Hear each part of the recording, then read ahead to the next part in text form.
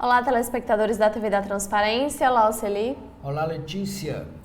Iniciando o primeiro bloco de notícias desta quinta-feira com as manchetes nacionais, aqui com a Folha de São Paulo. A primeira manchete é sobre a Petrobras. Prates afirma que orientação para reter dividendos da estatal veio do governo Lula. O presidente diz não considerar o episódio como uma intervenção, mas exercício soberano dos controladores da empresa.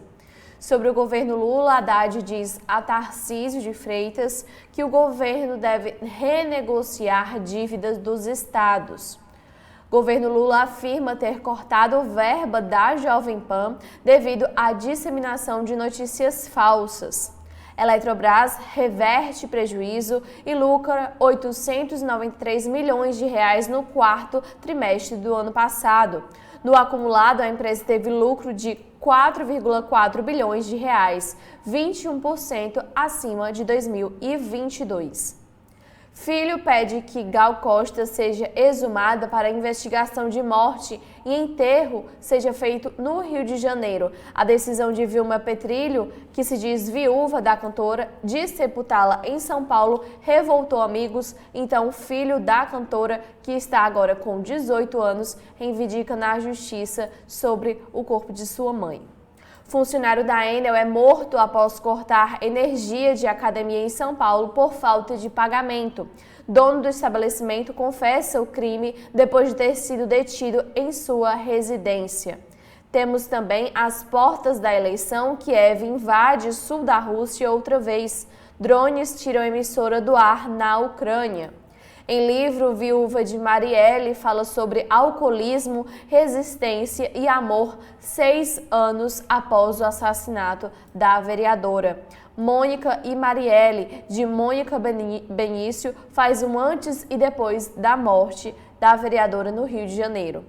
E desinformação, inquérito sobre fake news faz 5 anos no Supremo Tribunal Federal com Alexandre de Moraes e soma controvérsias. Agora, quais são os destaques do jornal Estadão na manhã de hoje, Oceli?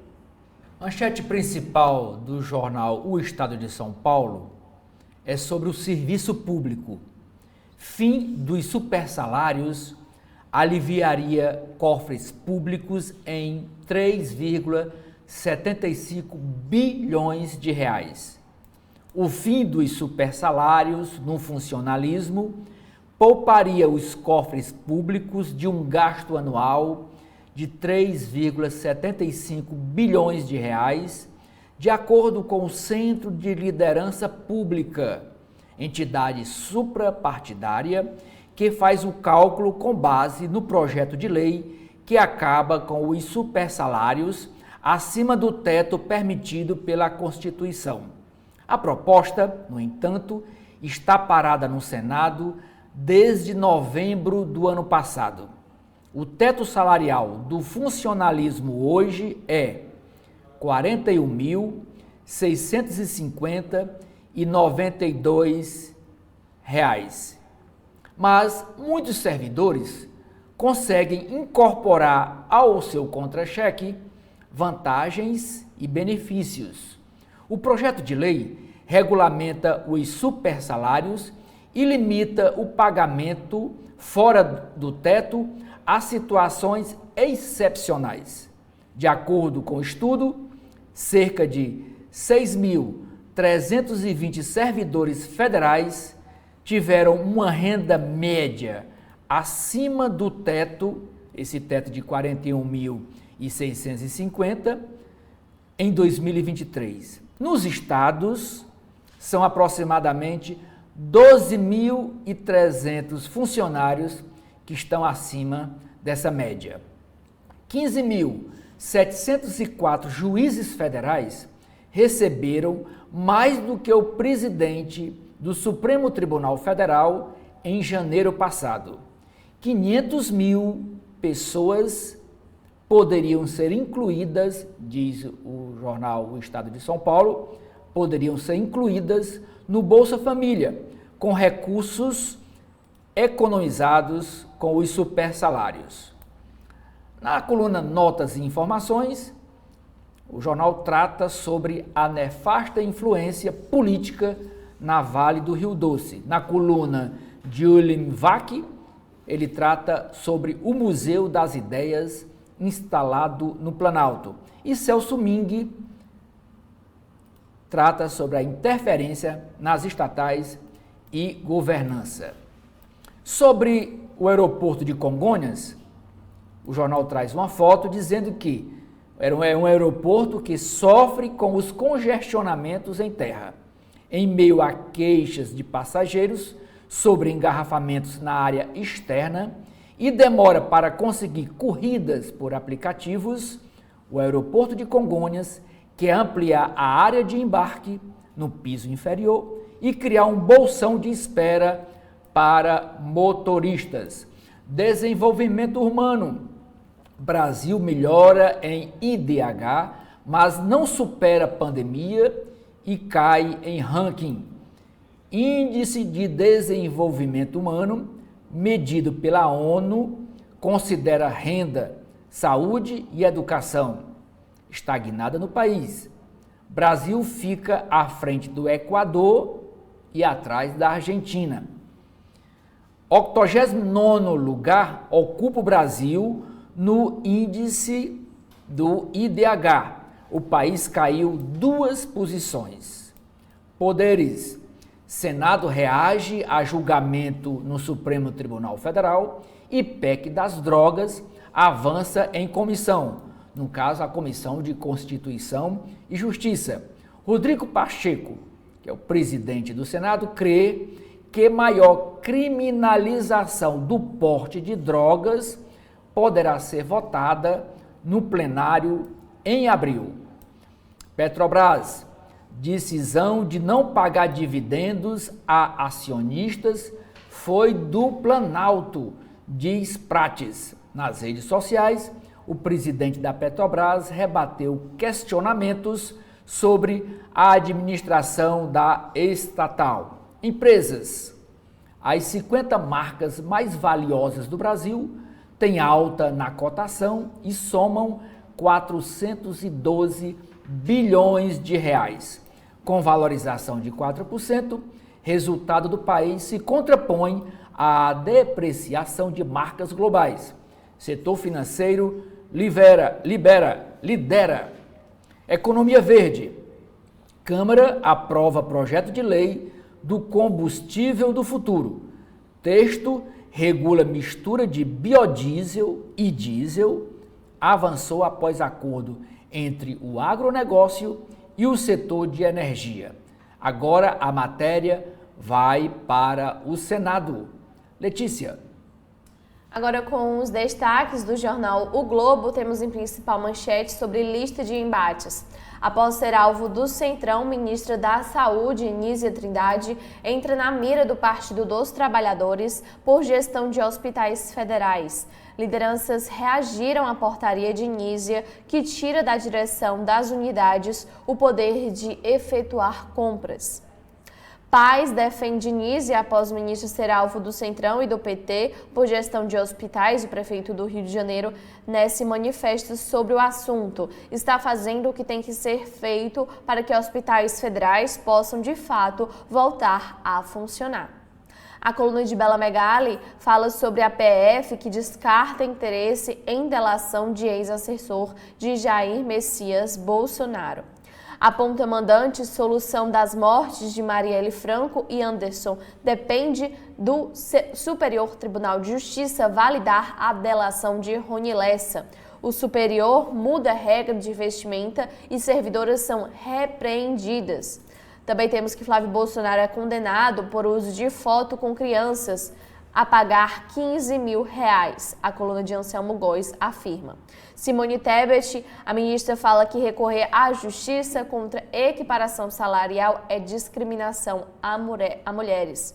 Sobre embate entre poderes, o que acontece se houver divergência entre o Congresso Nacional e o Supremo Tribunal Federal sobre o porte de drogas.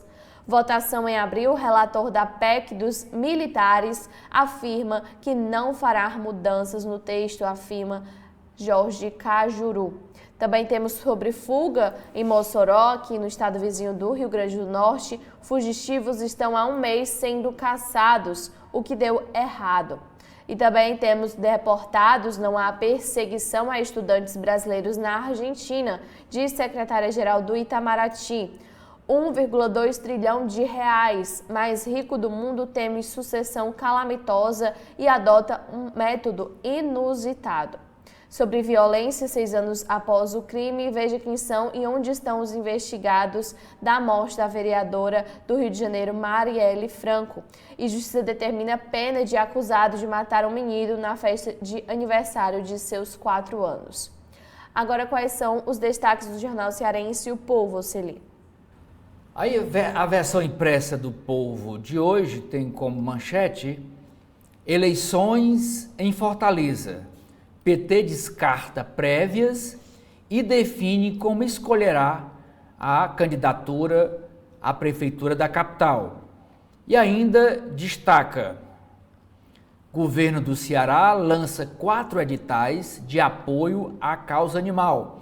Investimento é de 5 milhões. Evento ontem à tarde, no qual foi dado posse ao deputado federal Célio Sturridge como titular da secretaria. Criança Caucaia. Criança de 6 anos é encontrada morta dentro de veículo. Litoral e centro-sul do Ceará tem precipitações de chuva na madrugada. CPI da Enel, da Assembleia Legislativa, lança enquete sobre qualidade do serviço da empresa. Em primeira visita ao Estado, o presidente da Enel Brasil, o senhor Antônio Scala, promete investir mais no Ceará.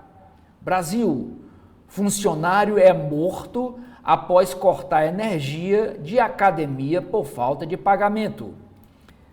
Ministro Mendonça quer investigação após o colega de Supremo Tribunal Federal, ministro Gilmar, apontar narcomilícia evangélica. Com Nicolás Apaziguador, a Comissão de Educação da Câmara Federal aprova a convocação de Camilo Santana. Em Fortaleza, edifício São Pedro, na Praia de Iracema, estruturas começam a ser demolidas. Mulheres sentem precisar provar competência em cargos de gestão. Política: após cancelar reunião por problemas de saúde, governador Elmano falta a evento. Eleições: acordo de Luiziane com Elmano em Fortaleza não passa por Caucaia. Esporte: Ferroviário contabiliza 1,7 milhão em cotas na Copa do Brasil. FCF define a arbitragem das partidas de volta das semifinais do Cearense. Fortaleza recebe Retrô pela Copa do Brasil em duelo de prêmio milionário. Letícia. Agora, com as informações do jornal digital do Globo, temos na capa que o Senado se antecipa ao Supremo para barrar descriminalização do porte de maconha. A Comissão de Constituição e Justiça da Casa aprova o texto que inclui crime de posse de drogas na Constituição e pressiona o Supremo contra a definição de quantidade que difere um usuário de um traficante. A coluna de opinião editorial do Globo fala sobre o sequestro de ônibus e expõe dilemas da segurança pública do país. Polícia fez trabalho exemplar, mas atirador deveria estar preso por não usar tornozeleira eletrônica. Como comentamos ontem, na verdade, ele já havia sido preso por um assalto em um ônibus no Rio de Janeiro no ano de 2019 e deveria então estar usando esse mecanismo de segurança. Renegociação de concessões oferece oportunidade de recuperar rodovias. O governo federal estima 110 bilhões de reais de investimento se prorrogar contratos, mas não deve manter serviços ruins. Também temos bate-bocas que marcam estreia de Nicolas Ferreira na Comissão de Saúde Câmara Federal. Na primeira sessão, presidida pelo bolsonarista, o colegiado teve troca de farpas e convite de autoria do PT ao ministro Camilo Santana. Nicolas pretende pautar alguns temas considerados espinhosos pelos governistas que compõem o colegiado. Uma das principais expectativas no PL é que o deputado coloque em votação projeto do seu correligionário Júnior Amaral para proibir a chamada linguagem neutra em instituições de ensino e concursos públicos no país. A eleição do bolsonarista para o posto passou por um acordo entre líderes partidários. Também temos em destaque que a União Brasil abre processo para expulsar Luciano Bivar. A cúpula do partido reuniu mais de 40 parlamentares, governadores e também ministros, que aceitaram denúncia contra o atual dirigente. Se tiver sua ficha de filiação cassada, o deputado também perderá a vaga na mesa diretora na Câmara dos Deputados.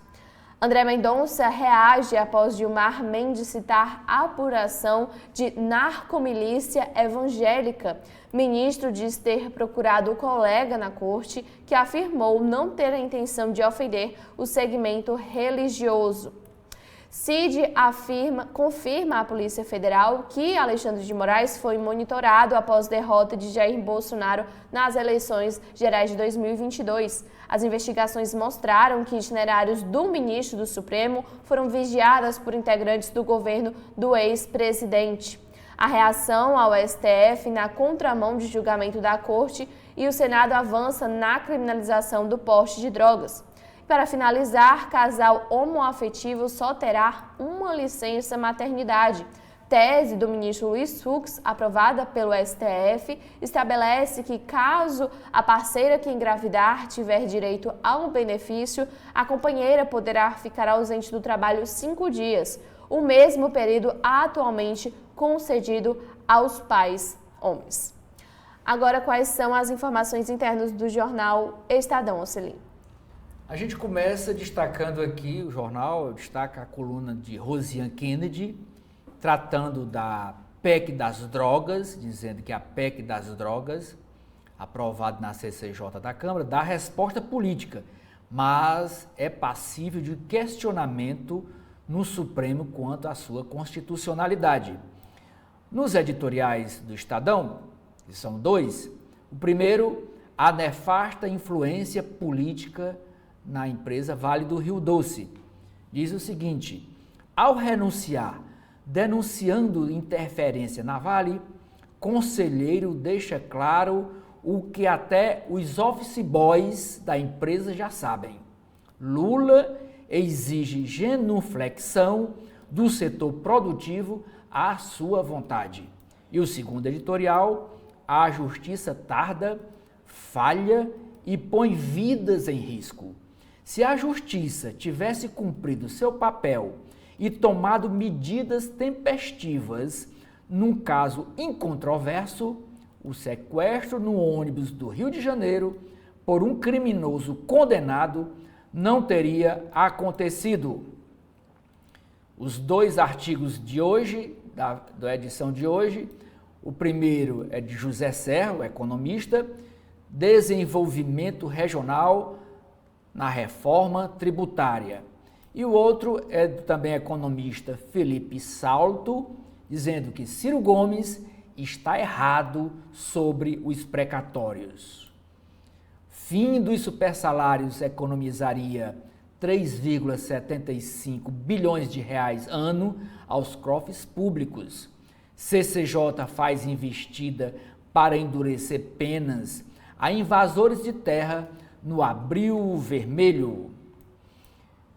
William Vac escreve sobre Museu das Ideias. O tenente-coronel Mauro Cid confirma à PF reuniões de Bolsonaro sobre o golpe. Ministro do Supremo, André Mendonça, rebate Gilmar Mendes após decano apontar narcomilícia evangélica. Foragido, blogueiro Alan dos Santos desafia Alexandre de Moraes e cria conta no OnlyFans. que é uma rede social de conteúdo adulto. OEA, grupo de 76 parlamentares, recorre à Comissão de Direitos Humanos da OEA e atribui ao ministro Alexandre de Moraes atos tirânicos. Ataque à democracia. Ministra Carmen Lúcia diz que inquérito sobre golpe é gravíssimo e critica a anistia para os envolvidos nos atos do dia 8 de janeiro. Restrições desidratam fila de partidos na Justiça Eleitoral. Em 2020, diz o jornal O Estado de São Paulo, havia 79 legendas em formação e agora são 21. Nestes 4 anos, nenhuma sigla criada do zero obteve registro no TSE. Ucrânia ataca refinarias na Rússia. Putin ameaça usar armas nucleares. A Argentina eleva tom da crise com Venezuela. Plano de transição no Haiti fracassa por falta de acordo entre partidos políticos.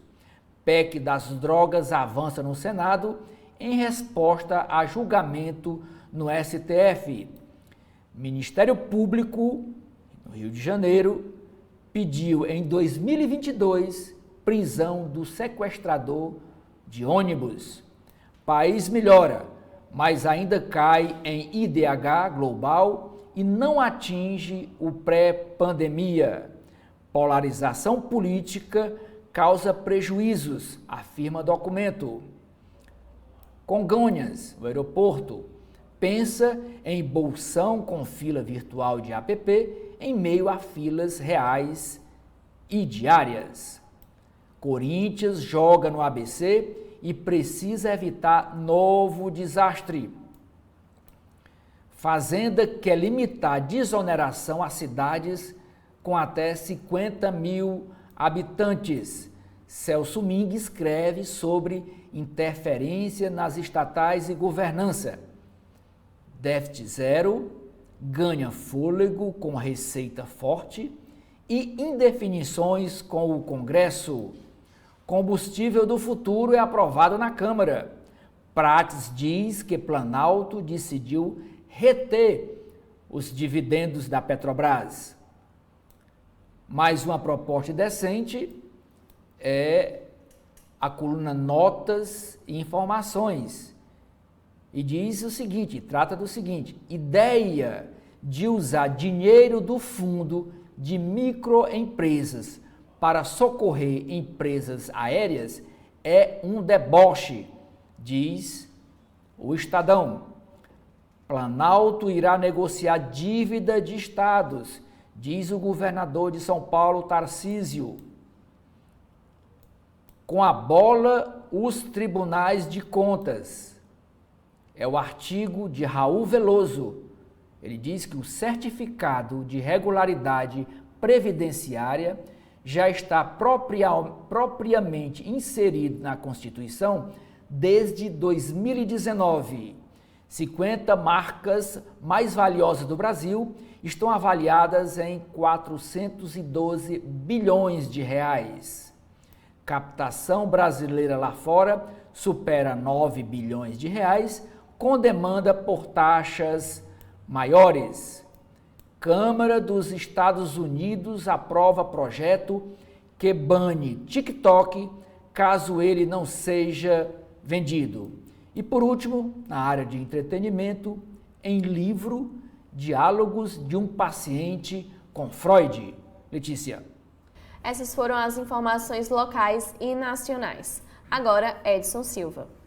Bom, nas eleições deste ano para a Câmara Municipal de Fortaleza, é possível que tenhamos até 900, entre 800 e 900 candidatos.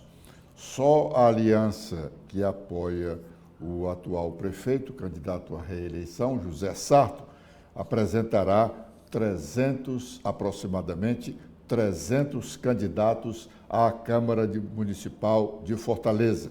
disse ontem o presidente da Câmara Municipal, Gardel Rolim, que é quem, no grupo do prefeito, coordena a formação das chapas de candidatos à Câmara dos 8 partidos que integram a aliança, pelo menos até aqui, que integram a aliança do prefeito José Sarto.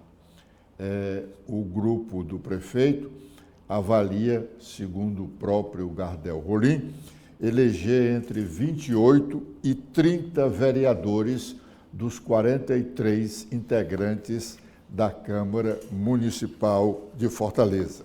Só o PDT, que é o partido do prefeito, está prevendo eleger entre 14 e 15 vereadores.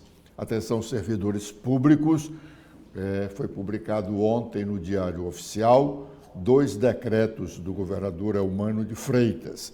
O primeiro decreta ponto facultativo para os servidores / empregados dos órgãos e entidades da administração pública, o expediente no dia 19 de março, dia que os católicos comemoram o São José.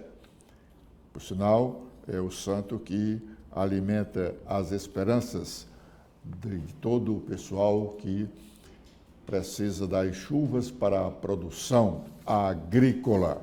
O outro decreto diz que o governador, ainda nesse mesmo decreto do dia 19 de março, ele diz que na data prevista no artigo 1º desse decreto, serão normalmente assegurados à população a manutenção dos serviços essenciais e de interesse público, quais sejam o fornecimento de água, serviços prestados pela Polícia Militar, Polícia Civil, Perícia Forense e pelo Corpo de Bombeiros Militar, atendimento médico hospitalar e de ambulatórios médicos especializados que atendam a pacientes com consultas médicas previamente agendadas, assim como o funcionamento do sistema de licitações pertencente à estrutura orgânica da Procuradoria-Geral do Estado, no que se refere aos procedimentos licitatórios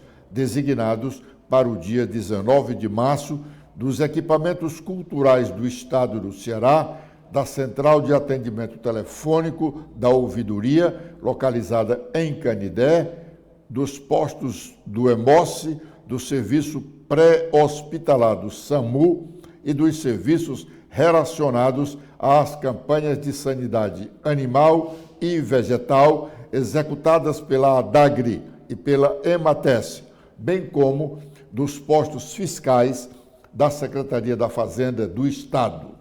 O outro decreto, diz o governador, fica decretado ponto facultativo para os servidores / empregados dos órgãos e entidades da administração pública estadual, o expediente do dia 28 de março, quinta-feira santa.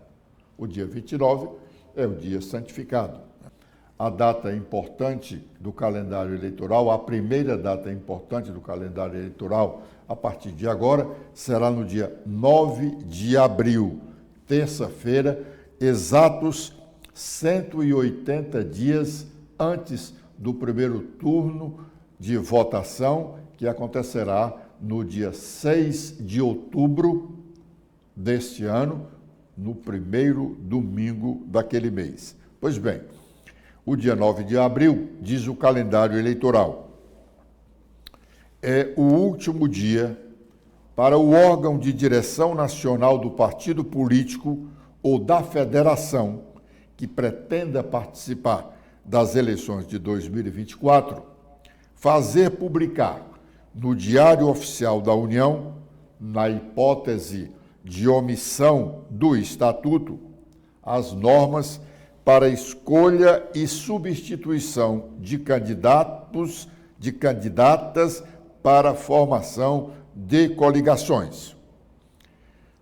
Um outro evento para o dia 9 de abril é a data a partir da qual, até a posse das pessoas eleitas, fica vedada às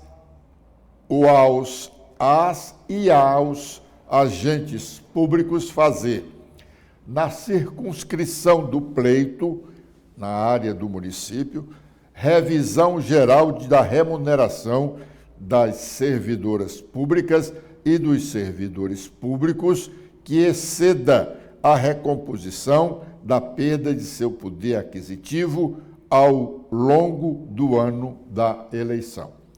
Atenção, servidores públicos estaduais e municipais. A partir do dia 9 de abril, atenção, o governador do estado está pretendendo anunciar a sua proposta de aumento para os servidores estaduais no dia 2 de abril. Dia 2 de abril.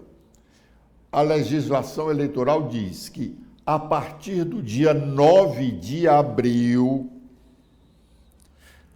até a posse dos eleitos, das pessoas eleitas, é vedado aos agentes públicos fazer, na circunscrição do pleito, a revisão geral da remuneração das servidoras públicas e dos servidores públicos.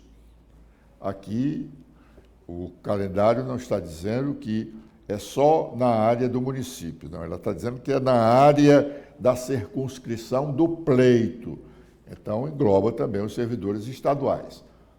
Fiquem atentos. Se o governador vai anunciar a sua proposta de revisão salarial para os servidores estaduais do Poder Executivo, do Poder Legislativo e do Poder Judiciário no dia 2 de abril,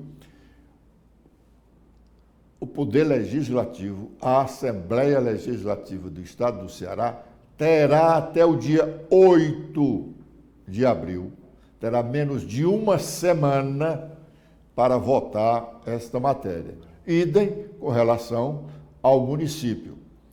Uma semana. Até o dia 8 de abril, o Legislativo poderá aprovar propostas do prefeito, do governador, de revisão salarial dos servidores do município e do Estado. Até o dia 7 de abril, ou melhor, até o dia 8 de abril, tudo deverá estar resolvido. A lei aprovada, sancionada e publicada até o dia 8 de abril, porque a partir do dia 9 de abril isso não pode mais acontecer.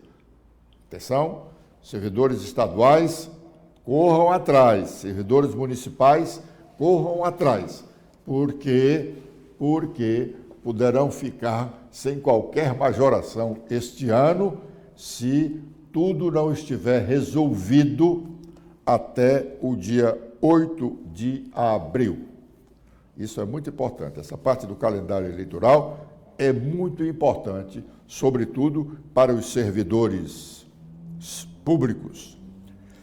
Já com relação aos prazos de desincompatibilização, os prazos para desincompatibilização, que variam de acordo com a função ocupada pela pessoa interessada e a vaga a qual ela pretende concorrer, são calculados considerando a data do primeiro turno das eleições.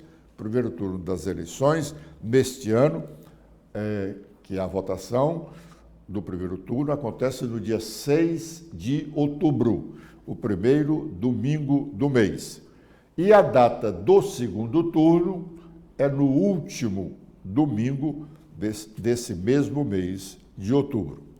Assim, os secretários municipais ou membros de órgãos congêneres, secretarias regionais, cargos que são ocupados por pessoas que têm o título de secretário, que quiserem concorrer a uma vaga de vereador, devem se afastar, secretários municipais ou membros de órgãos congêneres devem se afastar 6 meses antes do pleito. Já para a vaga de prefeito ou vice-prefeito, o prazo para os secretários municipais, incluídos aqui também os secretários estaduais, se desligarem do cargo é de 4 meses. Portanto, até o dia 5 do mês de junho. No caso dos servidores públicos, estatutários ou não, a Justiça Eleitoral determina o prazo de desincompatibilização de 3 meses para a disputa do cargo de prefeito, vice-prefeito e vereador. Se os ocupantes do cargo de diretor de departamento municipal estiverem interessados em se candidatar a uma vaga de vereador, devem se afastar 6 meses antes das eleições. Já magistradas e magistrados devem se afastar 4 meses antes do pleito, se quiserem se candidatar ao cargo de prefeito ou vice-prefeito, e 6 meses antes, se desejarem concorrer à vaga de vereador. Atenção, essa informação é muito séria e os cearenses precisam levar em consideração a repercussão do que vamos dizer aqui. Empresários da construção civil procuraram um deputado estadual da oposição, vou repetir, empresários da construção civil pesada, procuraram um deputado estadual da oposição na semana passada, com alguns documentos, segundo eles, comprovando corrupção na Superintendência de Obras do Estado do Ceará e acusando nominalmente o superintendente do órgão, Quintino Vieira. O deputado, abordado no seu gabinete, examinou os documentos. Disse-me que ficou arrepiado, mas ponderou para os empresários que, primeiro, eles deveriam levar os documentos e protocolar no Ministério Público Estadual. Assim feito, ele, deputado, assumiria as acusações, tornando-as públicas, comprometendo-se a cobrar das autoridades estaduais uma rápida investigação. Bom, diante desse fato, lembro-me de informações várias, oriundas de uma declaração, uma afirmação do ex-ministro Ciro Gomes, num célebre evento do PSDB cearense, quando ele, num pronunciamento enfático, disse que havia corrupção no governo do estado do Ceará, notadamente na Superintendência de Obras, esta mesma superintendência que está sendo acusada por esse grupo de empresários da construção civil pesada. Ciro disse que havia corrupção lá, havia corrupção no Detran e havia corrupção na CAGES. Nesses 3 locais, todas as obras só seriam feitas com o pagamento de propina. Num determinado momento, depois dessas declarações de Ciro, surgiu uma informação de que o governo do estado ia cobrar dele explicações.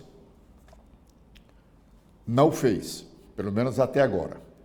Mas o Ministério Público disse que queria ouvir o ex-ministro sobre as acusações. Não precisava mais ouvir, porque as declarações foram públicas e estão aí em vídeos. Ainda estão aí. O Ministério Público mandou uma correspondência para Ciro Gomes, dizendo dessa sua iniciativa. Só. E não cobrou nada. Como não cobrou nada, ele disse que não deu valor nenhum ao documento que lhe foi encaminhado pelo Ministério Público Estadual.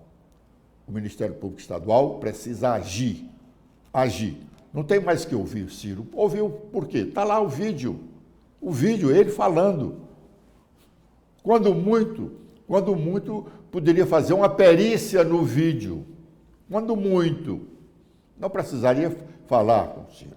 E propor a ação para que ele prove ou não a sua acusação. Se não provar, é um leviano. Ele diz que tem como provar. E a sociedade cearense fica como?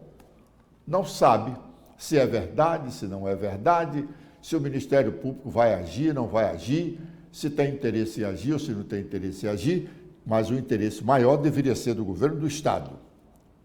Deveria ser do governo do Estado.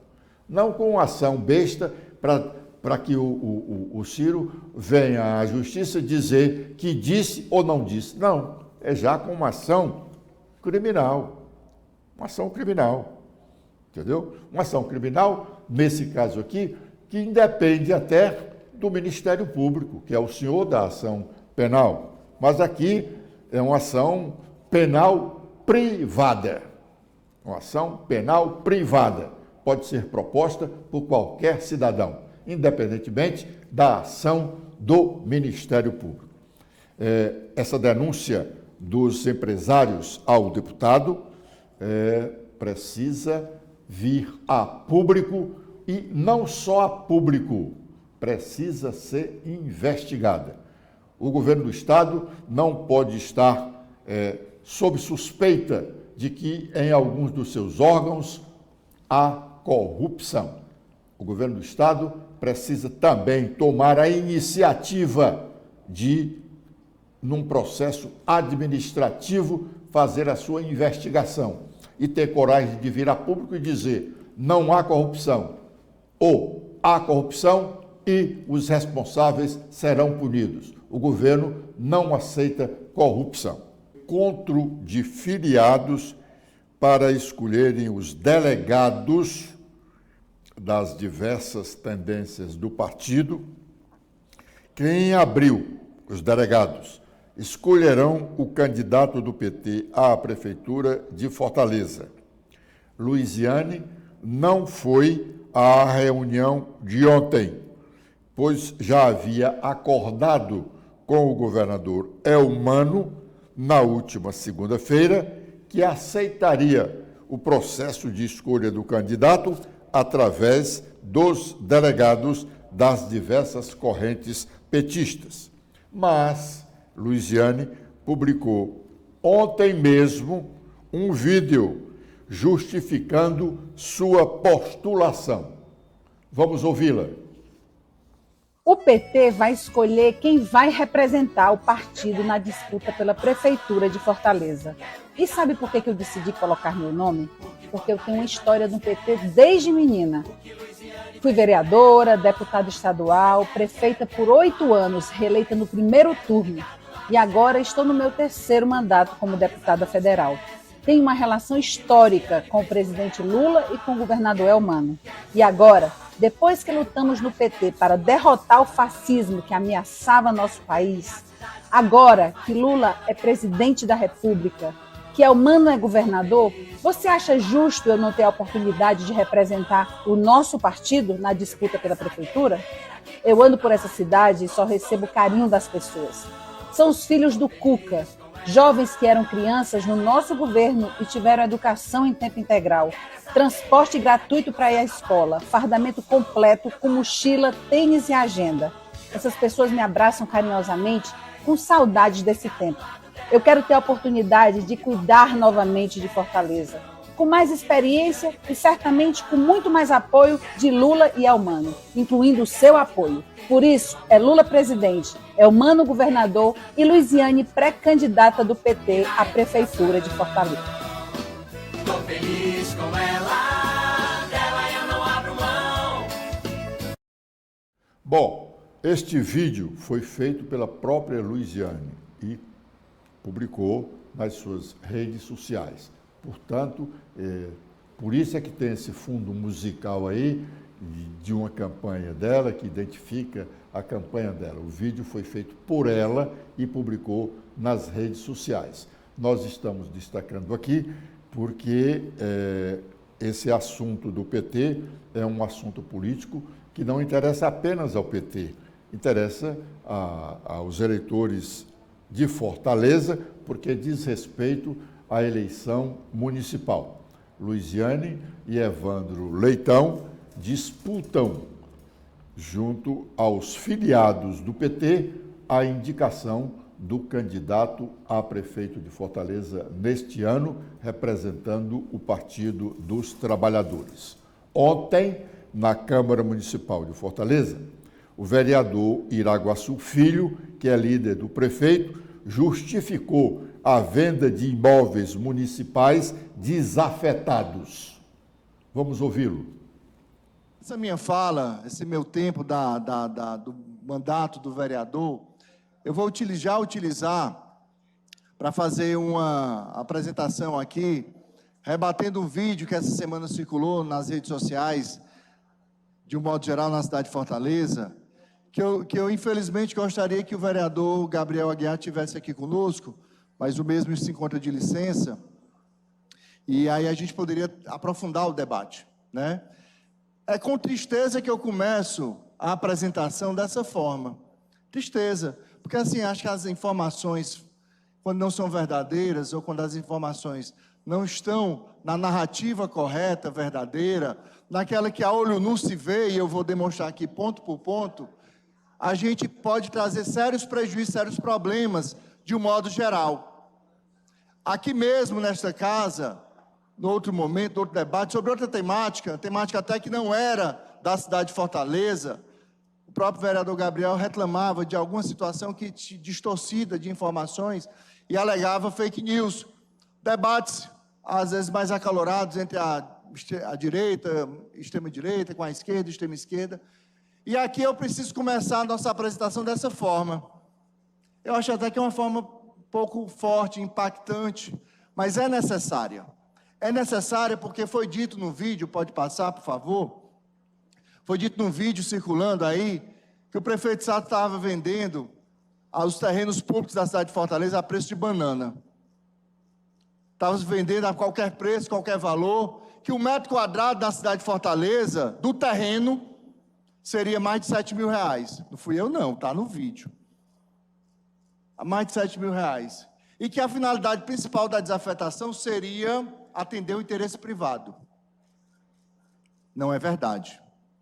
Todos nós sabemos que não é verdade. Os projetos que estão aqui tramitando na Câmara Municipal, desafetação, que se transformou, parece que num palavrão essa palavra, numa agressão, como se estivesse fazendo coisa errada, quando na realidade a desafetação é um instrumento jurídico.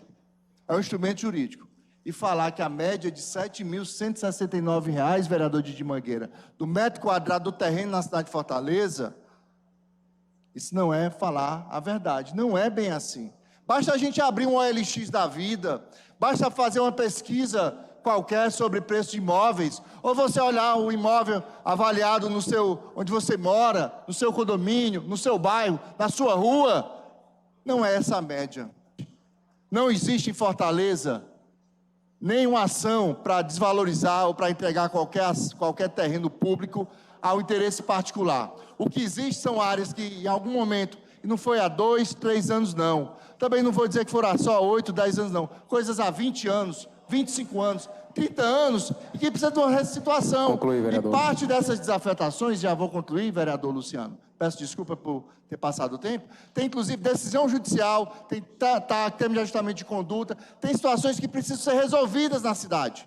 Resolvidas. E aí eu trago esse debate para fazer o contraponto, respeitoso, mas muito triste, porque as informações que foram divulgadas na cidade de Fortaleza essa semana não são verdadeiras, não condizem com a realidade daquilo que tramita nesta casa.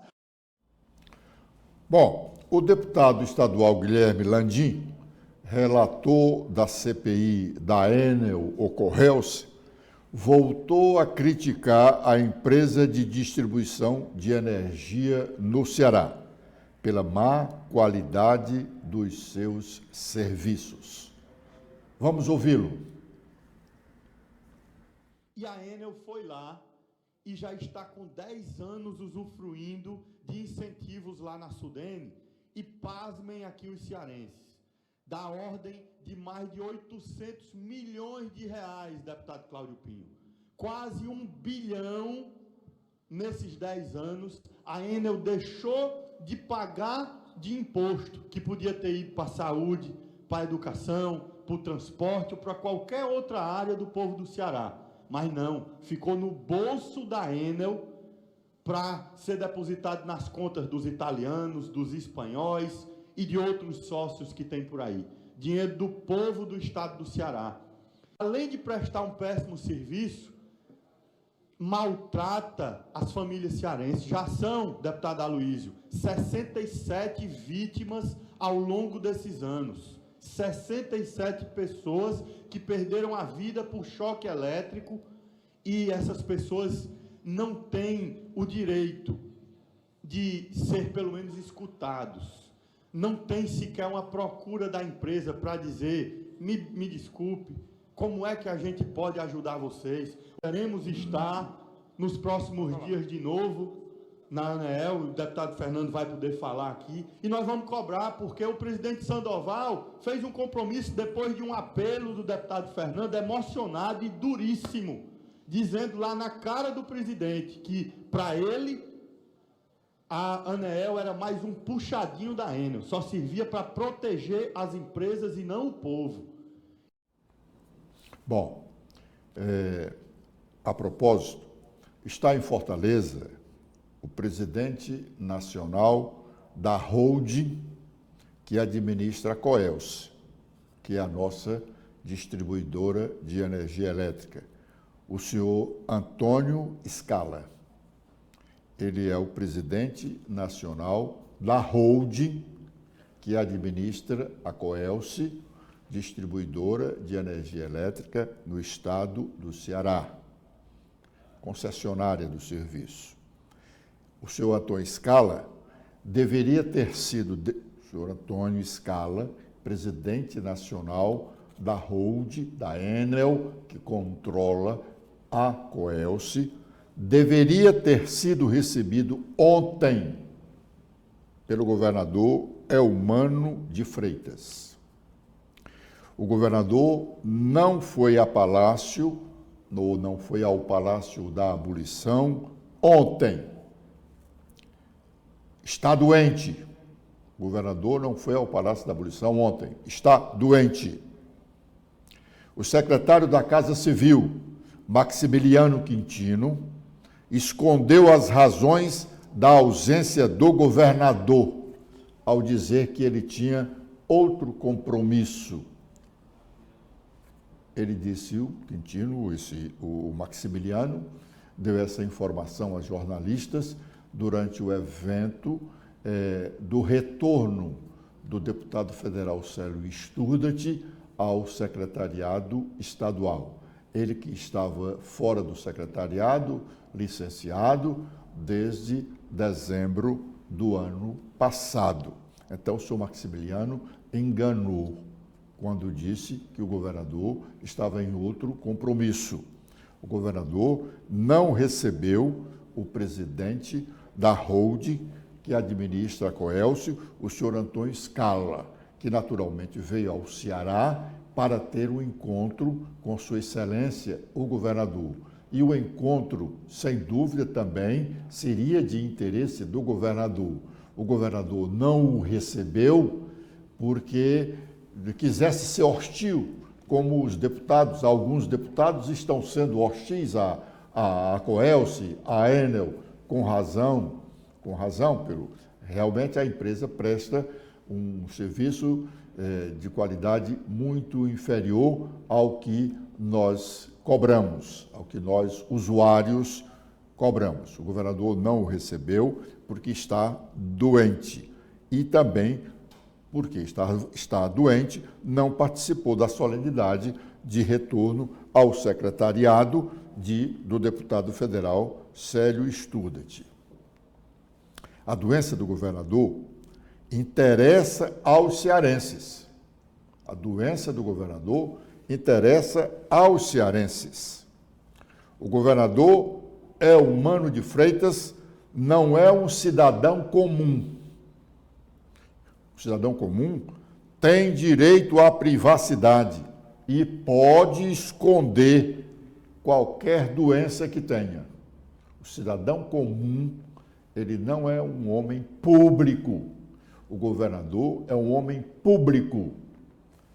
Deve satisfações e a sociedade quer saber como está o seu governador, tanto na parte da administração pública, como na parte da sua vida pessoal mesmo. O governador é um homem público. É um homem público. Há informações de que ele pode ir ao centro de eventos, onde vai acontecer, agora pela manhã, ou já deve estar acontecendo, um evento do Ministério da Educação. É possível que ele vá lá, mas ele não cumpriu os seus compromissos de ontem porque estava doente. O governador esteve hospitalizado aqui em Fortaleza e em São Paulo. Desde o início do ano, ele está com problemas de saúde. Inicialmente, falou-se numa pneumonia, depois, como a doença prolongou-se por mais tempo, surgiram as inúmeras especulações no Estado sobre o real estado de saúde do governador. Seria prudente que o governo dissesse se o governador está realmente bem ou precisa de outros cuidados médicos. Com esta observação, nós encerramos o nosso primeiro giro de notícias da manhã. Continuem conosco aqui na TV da Transparência. Já já, mais informações.